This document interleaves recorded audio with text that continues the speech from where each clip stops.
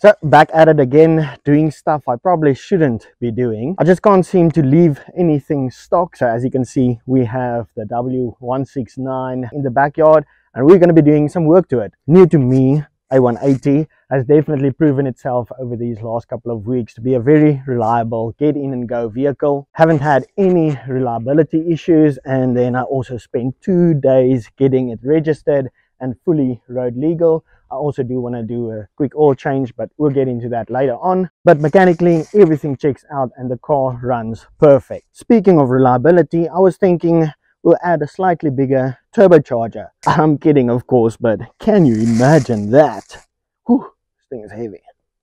But the plan is to get some tuning done on the car, so we have to get a few things ready for that. When we want to make more power, everything has to be in tip-top condition. As we know, a couple of years ago we did some tuning on the W204, and I think it's well worth it, both in power and way better fuel efficiency. Now the first thing is the car desperately needs some new engine mounts. And that's where we'll get started. So I got the car on some jack stands, as I thought I can access the mounts from underneath the car. But after looking at it some more, I changed my mind and it seemed a bit easier to go in from under the hood. This is another prime example of, while I'm in there, let's just do a cat delete as well. Seeing that I want to remove the engine mounts from inside the engine bay, I had to remove a couple of things. So I got started on the air filter housing.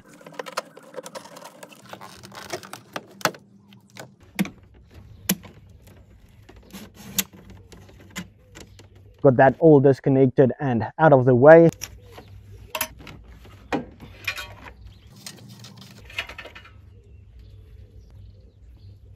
As well as unbolted from the turbo and loosen up one mounting point. Then I had to go under the car, remove the flange that connects the downpipe to the rest of the exhaust, as well as one more mount on the exhaust manifold.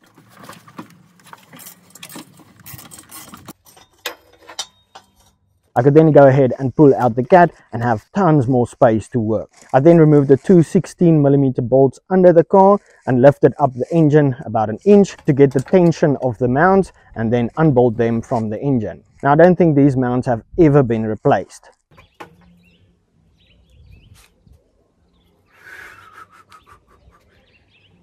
They aren't too expensive, but I want to try something. It's going to be way cheaper, and I think it might even be better than just replacing the OEM part. A friend of mine just replaced some engine mounts on another W169, but the petrol model, and he gave me these old mounts to do this little experiment with. So I went ahead and cleaned them up and used some windscreen adhesive to fill them up. This should minimize movement and, in my opinion, be way better. So while I waited for them to harden, I moved on to start removing the cat. So the cat is super restrictive, and it's just a matter of time before it gets clogged up and reduce airflow even more. By removing the cat, it frees up the engine to breathe and therefore make more power. Also might be worth mentioning that in some countries this is in fact illegal, but here in South Africa we don't have strict emission laws, so doing this is no big deal.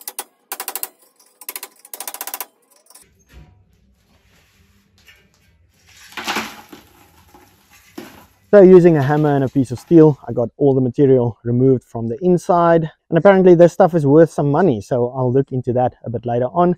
But anyway, the next day the mountings were dry. I got them back in there, as well as getting the downpipe back onto the turbo and everything put back together. Now, since all that went smooth, I was thinking again, while I'm in there, why don't I remove the old exhaust and build a 76mm or 3-inch straight pipe for the A180. Just because it's wrong doesn't make it bad. So here we have the stock exhaust on the ground, tailpiece end, and then where it connects up to the downpipe. Now it's kind of weird, this is one piece, there's absolutely no flanges or anything. Haven't seen that before, but okay, it was kind of a pain to get this out, but I got it out to kind of get a plan of action going. Now in the perfect world, I would have liked to build a new downpipe and a full new system, but I'm going to be reusing that downpipe as well as this first piece, because when you look over here, that bolts up and runs underneath the engine, and there's absolutely no space to get anything bigger in there. So that's why I just got the cat out of that downpipe piece. That will connect up over there. I will still use this piece. Let's measure this quickly. So that is 60 millimeters over there, and then I'll cut it off over here, keep this flex hose part, and then from here on out we'll build with 76 millimeters. Another thing is, I'm not sure if this is another cat, so I might firstly cut it off over here so that I can check inside and then decide what we're going to do about that. That silencer is going to be gone. And then another thing I'm a bit worried about is right at the end of the exhaust we have this piece. So let me show you on the car what that's all about. We have these control arms, so when the wheel moves up and down there has to be some clearance. So really hoping I can make a plan for this arm not to hit the exhaust. I'm super curious to see how this thing is going to sound with a straight pipe, so let's do that.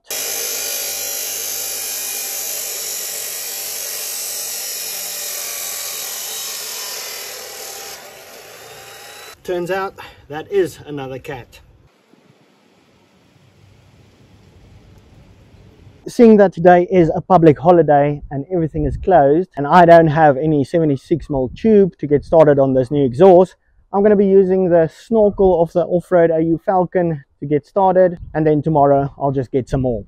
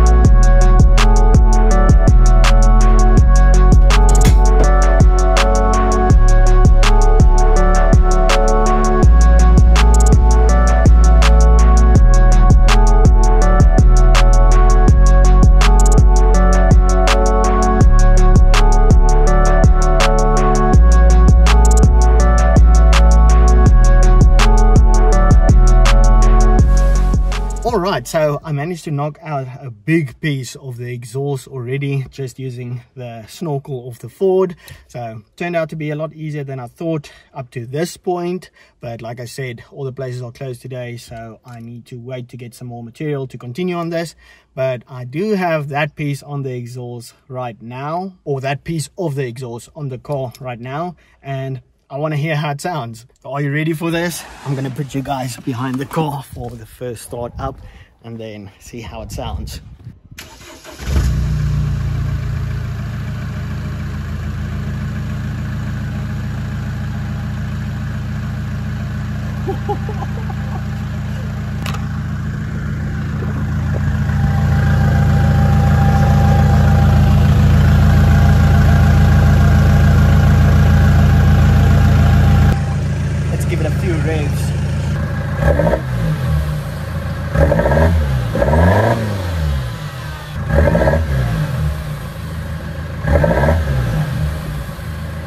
I don't know, it's difficult to say if it sounds good or not.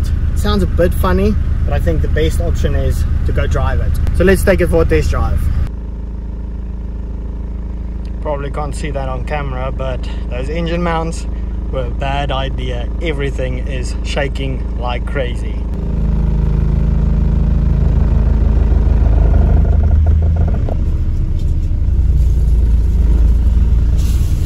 I don't know if you can see this, but steering wheel is going crazy. This is not gonna work.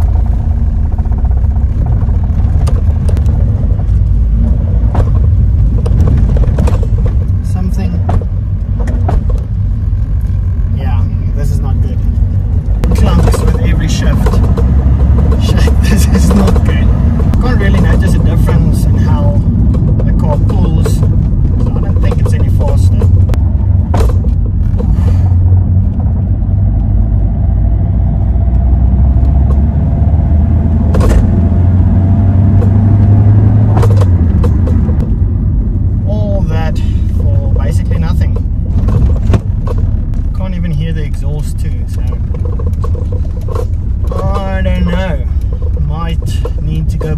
drawing board for this one.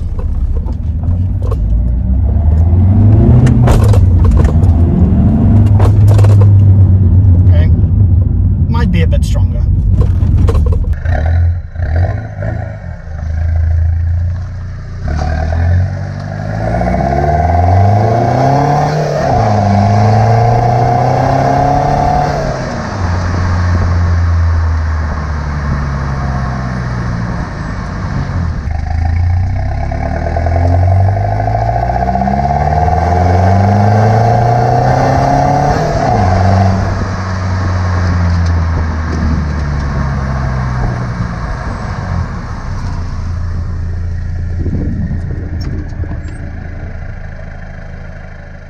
Okay, so I take back what I said. The car seems to be a lot louder from the outside. But anyway, like I said, I had to go back to the drawing board. So I went back home, got the car back on some jack stands and took everything apart yet again. So first up, let's talk about that clunking noise. So it's a bit embarrassing, but I'll be honest. So I forgot to get the bolts back onto the engine mount. So I bolted them to the engine itself, but I forgot to bolt them to the frame. Luckily I picked up on that, so I got those bolts back onto the engine mounts. And yeah, but still the problem is those engine mounts that I fold up are way too stiff. So I got them out again and I drilled some holes through them, hopefully to make it a bit better. And then I just got them back onto the engine after drilling some holes. So I'm just hoping for the best, but I'm not going to give up on this idea. After sorting out the engine mounts, I just gave the car a quick oil change and got a brand new oil filter in there. Now back to the fun stuff, the exhaust. So like I said, it's not all that loud, but I mean it is a diesel, so what do you expect? But again, while I'm in there and took the engine mounts out for the second time, I obviously had to remove that cat. I keep calling it a cat, it's actually a DPF. I keep thinking of the petrol, but on a diesel it's a DPF, diesel particulate filter. Long story short, I was thinking that box where the DPF was inside and I took it out, I was kind of thinking that might be why the car sounds funny to me. So I decided to just make a new downpipe. So I started with 76mm at the turbo itself, and then it goes down to 60mm, and then that piece under the car that I have to reuse. And then as you saw, that connects up to the snorkel of the Ford, that's still in there. But I did add another flange at the end of the snorkel so that I can continue with the rest of the exhaust without having to take that piece off the whole time. So from the flange back, I already made the exhaust and I don't know, it might be too loud.